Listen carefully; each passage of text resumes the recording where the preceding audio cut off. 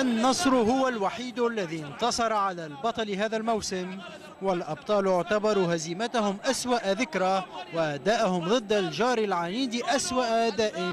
النصر لم يذق غير طعم الانتصارات بعد انتصاره على الزعيم، والانتصار مرة ثانية سيعني وهو في مسيرة إعادة البناء تتويجا مضاعفا ومصدر فخر واعتزاز. حامل اللقب اتعظ من هزيمته واجتهد كثيرا ليؤكد لجماهيره وللبقية أنه الأفضل، وأن هزيمة الدوري هي عثرة عابرة لن تتكرر.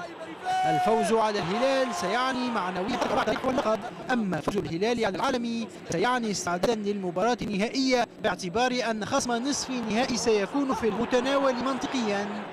من هو الأكثر خدمة لناديه؟ رئيس النصر؟ من الأفضل على الميدان؟ مدرب الهلال أم مدرب النصر؟ وأسئلة كثيرة أخرى ستحسمها بنسبة كبيرة نتيجة المباراة. الهلال فعل كل شيء في الشوط الأول إلا أنه عجز عن الجماهير، والنصر بقي متربصا ولم يستعجل. عنوان الشوط الثاني كان لا مجال للانتظار أكثر. القائد حسين عبد الغني خرج متأثرا بالإصابة، والغيني باسكال فينودو كذب مهمة الهلال أضحت أسهل. فيندونو ذكرنا بأنه يذيع يقبل الأهداف، وجماهير الشمس انتشت وانتعشت. هل هو هدف الحسم جاء مبكرا، أم هو هدف تحرير أقدام اللاعبين ومضاعفة إثارة المباراة؟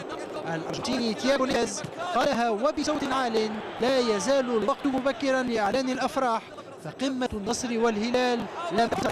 الهلال لاعب منقوصا من كثير من نجومه، والإصابة تجبر النصر عن الاستغناء عن خدمات السهلاوي بعد حسين عبد الغني. خرج السهلاوي ودخل سعد الحارثي في صفوف النصر وعوض الهلال، والإصابة دائما هي سبب، أما التألق فمن نصيب حارس العالم خالد راضي. ياسر القحطاني حير أحبائه، والحكم يعلن نصف ساعة من الوقت الإضافي. شيء محسوب، وكل فريق يستقي طاقة العبور. الهلال سيطر على الشوط الأول سيطرة مطلقة، والنصر تقدم في النتيجة أولا. فهل ستتضاعف أفراح الهلاليين بعد فرحة التتويج، أم أن النصراويين سيقتربون أكثر من ضمان صعود على مسرح التتويج؟ رئيس النصر ضمن 4 سنوات من الرئاسة، لكن سويدي ويلهامسون كان سباقا ليهدي الهلال بطاقة تأهل. الحكم الروماني ختم المباراة بالطرد ببلده رجل، والقمة أوفت وعودها والقادم أفضل.